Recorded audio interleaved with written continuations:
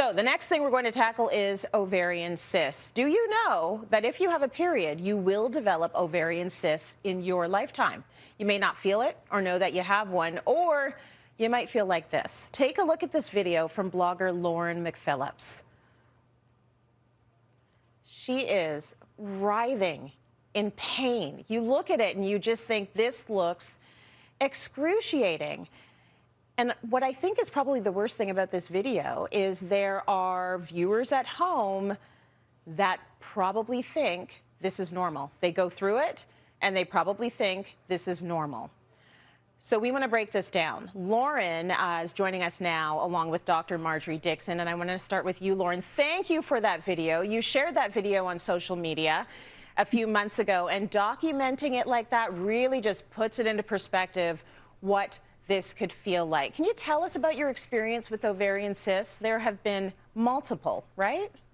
So the first time it happened was actually back in 2018, and I wrote a blog post about it afterwards, and I've talked about it regularly on my social media, and I did a TEDx talk about it, just because I think it needs to be something that's talked about quite a bit more. But essentially what had happened was I was working out and I felt a sharp pain in my abdomen. And within 5 minutes, that turned into an excruciating pain. I wasn't able to walk. I was vomiting. I had diarrhea. I was in cold sweats. And that lasted for about an hour and a half. And then afterwards, I was kind of left just wondering what just happened to me. And so I had set up an appointment with my doctor, and it kind of took a couple of times for him to then recommend me to an OBGYN and get some tests done. And when I did get the tests done, they did confirm that a cyst had ruptured on my ovary. And I had a ton of questions, like, would this happen again? Can I prevent this? And really the only answer that I got was that it probably will happen again, that it's something that's very common, and that the only way that I could kind of lessen the chances of it is getting pregnant or going back on birth control. And those were two things that I really didn't want to do. Well, gee, thanks, Doc. I mean, yes, you've got a ruptured cyst, and yeah, it's probably going to happen again, and good luck to you. Now, do you feel, Lauren, that there are enough conversations out there about irregular periods and ovarian cysts?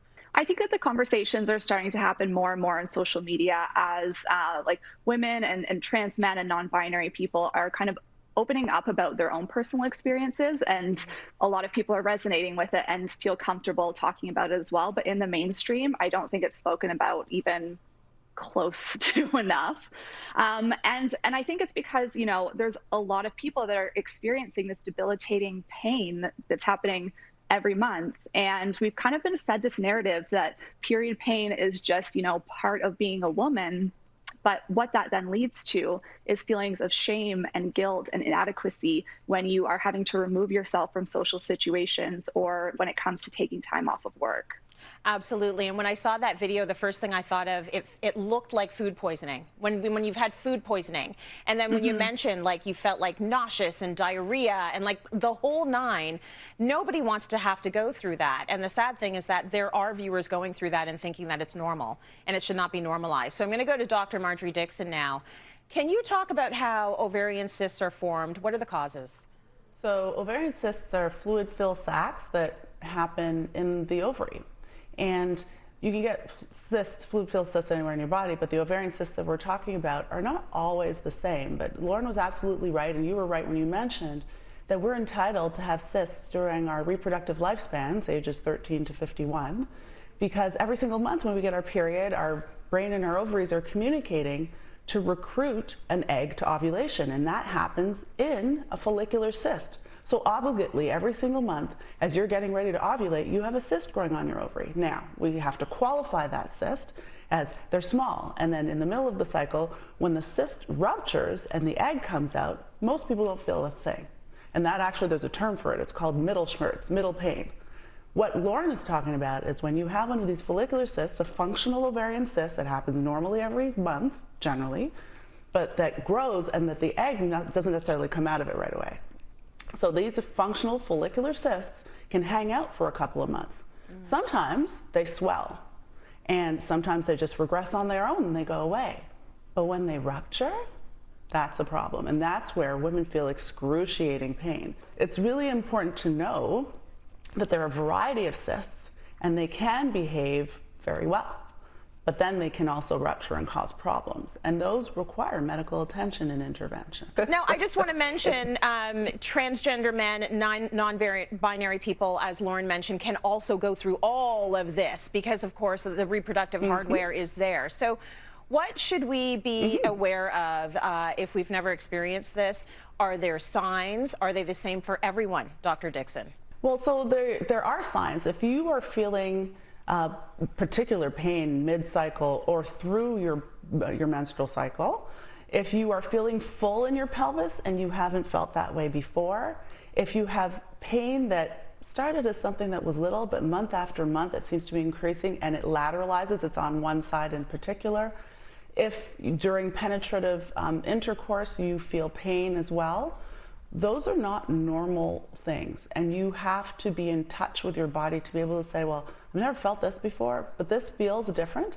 And unfortunately, you have to advocate for yourself, because as a female gynecologist, fertility specialist, I see a lot of patients that accept a lot of pain and abnormality, the keep calm, carry on, is not what you should do with your reproductive organs, because it can have an impact on your future fertility. It can have an impact on your just general activities of daily living. You should not have to be in that kind of pain on a monthly or ever basis. It is all manageable, and it's up to the healthcare professional to work through the differential diagnosis and then come up with the best case management. I'll give you props to Dr. Dixon, because you've been saying this on our show for years. If you are having pain, do not normalize it. Advocate for yourself. And I want Lauren to get the last word in there. What do you feel our healthcare system needs to do more of to support these issues? Well, first of all, I think everyone needs a Dr. Dixon in their lives, because it really is, as Dr. Dixon had said, you really do need to advocate for yourself. And that's kind of what I found is that I've had to advocate for myself, do all of my own research. I've worked with some great naturopaths, but that's all been out of pocket. And I just think there needs to be more resources available, and just more accessible information and accessible resources for people who aren't as lucky as me.